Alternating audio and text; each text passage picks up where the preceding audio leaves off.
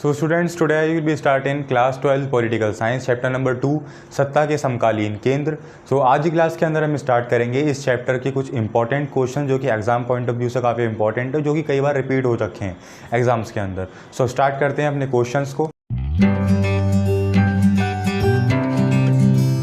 तो students, question number 1 हमारे पास ये आता है कि समकालीन शब्द का क्या मतलब होता है। ठीक है, तो समकालीन शब्द का ये मतलब है कि दूसरे विश्व युद्ध के बाद के समय को समकालीन कहा जाता है, अर्थात 1945 के बाद के समय को समकालीन बोला जाता है। ठीक है, यानी दूसरा विश्व युद्ध जो हुआ था हमारा 1945 में हुआ था, तो बेसिकली 1945 के बाद जितना भी समय है उसको समकालीन बोला जाता है। ठीक है, तो 2 लाइनों का आंसर है इसका सिंपल।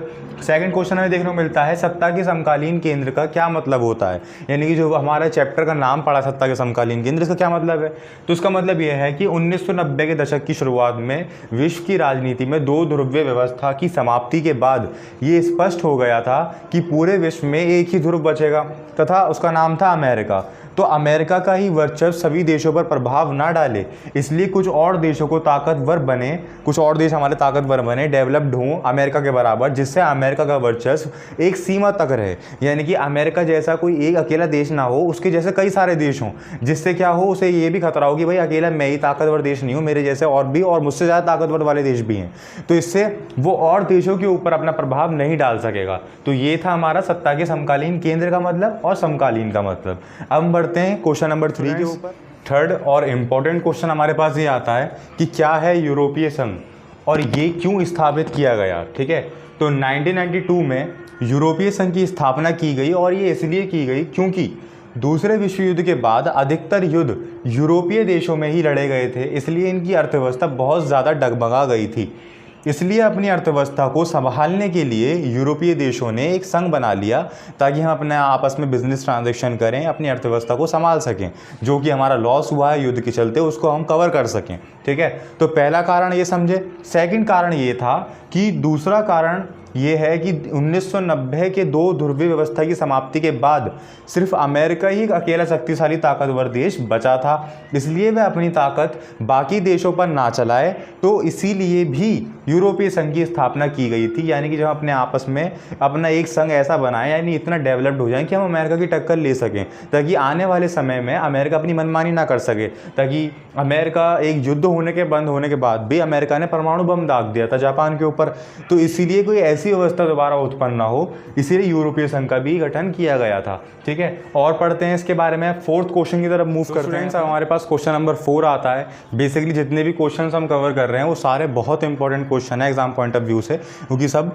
सारे बड़े बड़े क्वेश्चंस के अंदर ही लगभग हमारा पूरा चैप्टर ही कवर हो रहा है। तो क्वेश्चन नंबर 4 क्या है हमारा, बेसिकली यूरोपीय संघ का गठन और उसके बाद की स्थिति क्या थी। तो इसका आंसर यह है कि यूरोपीय संघ एक बहुत शक्तिशाली संघ है। इसके अधिक बड़े उद्योग वाले राज्य शामिल हैं इसके अंदर, जैसे फ्रांस और ब्रिटेन आदि। फ्रांस के पास वीटो शक्ति भी है। ठीक है, तो यूरोपीय संघ का गठन अपनी अर्थव्यवस्था को संभालने के लिए हुआ था, परंतु कुछ समय बाद ये राजनीतिक रूप लेता गया और आज के समय में यूरोपीय संघ एक विशाल राष्ट्र राज्य की तरह काम कर रहा है। ठीक है, तो यद्यपि ये अपना खुद का संविधान बनाने में तो असफल रहा, परंतु इसने अपने संघ का झंडा, राष्ट्रगान, स्थापना दिवस तथा मुद्रा आदि सब बना लिए। यूरोपीय संघ का आर्थिक, राजनीतिक, कूटनीतिक और सैनिक प्रभाव बहुत ज़बरदस्त है। तो ये थी हमारी कुछ स्थिति। थोड़े से और टॉपिक बचा है, वो कवर करते हैं। इसके आगे का आंसर ये है हमारे पास कि 2016 में ये विश्व की सबसे बड़ी अर्थव्यवस्था थी। इसका सकल घरेलू उत्पाद 17,000 अरब डॉलर से अधिक है। इसकी मुद्रा अमेरिका के लिए बड़ा खतरा है, जिसका नाम है यूरो। विश्व व्यापार में भागीदारी अमेरिका से 3 गुना ज़्यादा है यूरोपीय संघ की। इसी कारण ये व्यापार के मसले पर अमेरिका और चीन से धौंस के साथ बात करता है, यानी कि दब के बात नहीं करता। 6th आता है हमारे पास, यूरोपीय संघ के पास विश्व की सबसे बड़ी सेना है। इसके पास रक्षा बजट विश्व का दूसरे स्थान पर आता है इसका रक्षा बजट, और अंतरिक्ष विज्ञान तथा संचार के विषय में ये दूसरे स्थान पर है। तो बेसिकली अमेरिका के साथ ही या फिर अमेरिका की टक्कर में ही मान लीजिए यूरोपीय संघ अब डेवलप्ड हो चुका है। उसके पास काफ़ी सारी चीज़ें हैं और वो इतना डेवलप्ड हो गया है कि वो विश्व के अंदर पहले से लेकर तीसरे स्थान के बीच में ही आ रहा है, चाहे वो सेना की बात हो, अंतरिक्ष की बात हो या किसी और चीज़ की। तो ये था हमारा यूरोपीय संघ का गठन और उसके बाद की स्थिति क्या थी, ये क्वेश्चन का पूरा कंप्लीट आंसर। अब हम बढ़ते हैं 5th। फ्रेंड्स, अब हमें मिलता है क्वेश्चन नंबर 5, मार्शल योजना क्या थी। तो मार्शल योजना का मतलब यही है कि बेसिकली अमेरिका द्वारा जो हेल्प की गई यूरोपीय संघ के उसके पुनर्गठन के लिए उसको मार्शल योजना बोला जाता है। ठीक है, तो अमेरिका ने इसलिए हेल्प करी क्योंकि दूसरे विश्व युद्ध में जितने भी युद्ध हुए वो बेसिकली सभी देश उसके अंदर सम्मिलित थे। तो अमेरिका ने सोचा भाई हमारे लिए भी इन देशों की जो है अर्थव्यवस्था ख़राब हुई है, क्योंकि हमारे लिए इन्होंने युद्ध लड़े अपनी ज़मीनों के ऊपर, तो क्यों ना इनकी कोई मदद की जाए। तो मदद जो करी थी उसको मार्शल योजना के नाम से जाना गया। ठीक है, 6th क्वेश्चन हमारे पास ये आता है कि ब्रिटेन यूरोपीय संघ से अलग क्यों हो गया। तो ब्रिटेन यूरोपीय संघ से अलग इसलिए हो गया क्योंकि जब पूरे यूरोपीय संघ में अभिव्यक्ति का अधिकार मिल गया तो ये बात ब्रिटेन को अच्छी नहीं लगी। क्यों? क्योंकि उसे ये चिंता हो गई कि अब अभिव्यक्ति का अधिकार पूरे यूरोपीय संघ में मिल गया, यानी कि जो भी यूरोपीय संघ के अंदर जितने भी देश सम्मिलित हैं वो किसी भी देश के अंदर जा सकते हैं विदाउट वीज़ा, कहीं भी रह सकते हैं, कहीं भी कमा सकते हैं, सब कुछ कर सकते हैं। तो उसको ये लगा कि भाई जब दूसरे देश के लोग हमारे देश के अंदर आएंगे तो बेसिकली हमारे जो एक्चुअल नागरिक है उनका रोज़गार छिन जाएगा, वो यहाँ रहने लगेंगे तो जनसंख्या बढ़ जाएगी। तो बेसिकली और भी काफ़ी सारी चीज़ें जो थी वो ब्रिटेन को बुरी लगी। तो उसने अपनी जनता से क्या करा, 51% उसने जनता से सलाह मांगी। तो उसने सलाह जो मांगी तो उस सलाह के अंदर 51% मत जो आया वो यूरोपीय संघ से अलग होने के लिए ही आया। तो तभी उसी वक्त हमारा ब्रिटेन क्या हुआ, यूरोपीय संघ से बिल्कुल अलग हो गया और 2020 के अंदर यूरोपीय संघ में 27 देश ही सम्मिलित रह गए, जो कि 28 देश थे ब्रिटेन को मिलाकर। तो इसलिए हमारा ब्रिटेन यूरोपीय संघ से अलग हुआ था और क्या क्या स्थिति थी वो हमने दोनों कवर कर ली।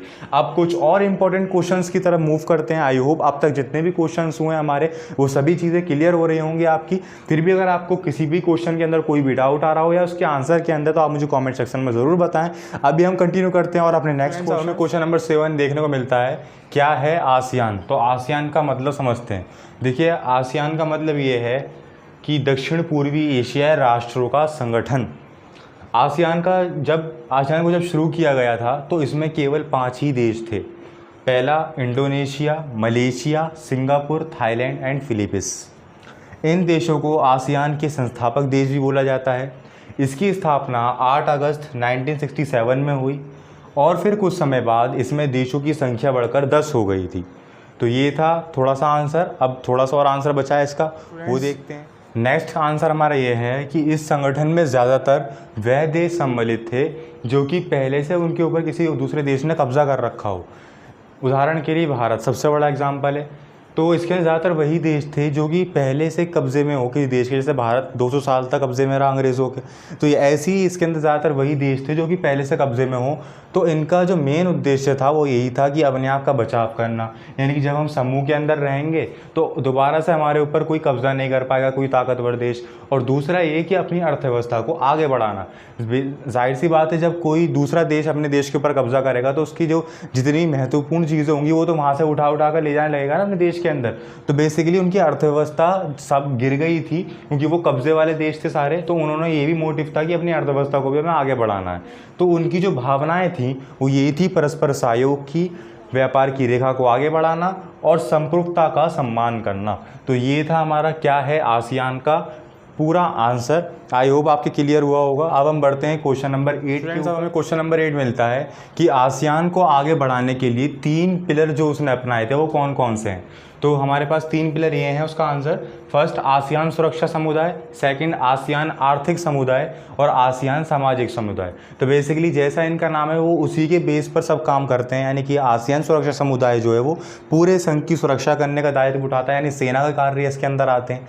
और दूसरा ये आसियान आर्थिक समुदाय, यानी आर्थिक स्थिति अपने देश की कैसे चलनी बेसिकली अर्थव्यवस्था के ऊपर। और आसियान सामाजिक समुदाय बेसिकली जितने भी हमारे अभिव्यक्ति के अधिकार हैं, जितने भी नागरिकों के अधिकार हैं उनके ऊपर काम करता है। ठीक है, तो ये क्वेश्चन नंबर 8 कंप्लीट हुआ हमारा। अब क्वेश्चन नंबर 9 की तरफ मूव करते हैं कि आसियान शैली क्या है। तो आसियान शैली का मतलब समझते हैं। आसियान ने अपने संगठन में टकराव रहित, अनौपचारिक एवं सहयोगात्मक मेल मिलाप करने का उद्देश्य था, जिसमें वे सफल भी हुआ और काफ़ी जल्दी सफल हुआ। अर्थात इसने एक नई मिसाल कायम करी और विश्व के अंदर बहुत ज़्यादा नाम कमाया। और इसी मिसाल को कायम करने के लिए और अपना ज़्यादा नाम कमाने को ही आसियान शैली या फिर एशियन वे के नाम से जाना जाता है। तो एशियन शैली का मतलब ये था। अब हम मूव करते हैं क्वेश्चन नंबर 10। क्वेश्चन नंबर 10 हमारे पास आता है कि ARF का क्या मतलब होता है। तो ARF का मतलब यह है कि आसियान की देशों की सुरक्षा, अर्थात विदेश में जो नीतियाँ चल रही हैं उनके बीच में तालमेल बिठाने के लिए आसियान में 1994 में एक मंच गठित हुआ जिसको आसियान क्षेत्रीय मंच के नाम से जाना गया, यानी कि ARF। तो इसका आंसर सिर्फ इतना सही है, ठीक है। तो क्वेश्चन नंबर 10 हमारा है कंप्लीट। आज ही क्लास के अंदर हमने चैप्टर नंबर 2 के सत्ता के समकालीन केंद्र के टॉप 10 मोस्ट इंपॉर्टेंट क्वेश्चन हमने कवर करे हैं। आई होप आपकी सभी चीज़ें क्लियर हो जाएंगी। अब हमारा सिर्फ एक टॉपिक बचा है, चीनी अर्थव्यवस्था का उत्थान और भारत के साथ चीन के संबंध। इनके साथ जितने भी क्वेश्चन बन सकते हैं वो हम कवर करेंगे नेक्स्ट क्लास के अंदर। अदरवाइज आज ही क्लास के अंदर हमने जितने भी क्वेश्चन कवर किए हैं उसमें आपको कहीं भी कोई भी डाउट हो तो आप मुझे कॉमेंट सेक्शन में ज़रूर बताएँ। Thank you.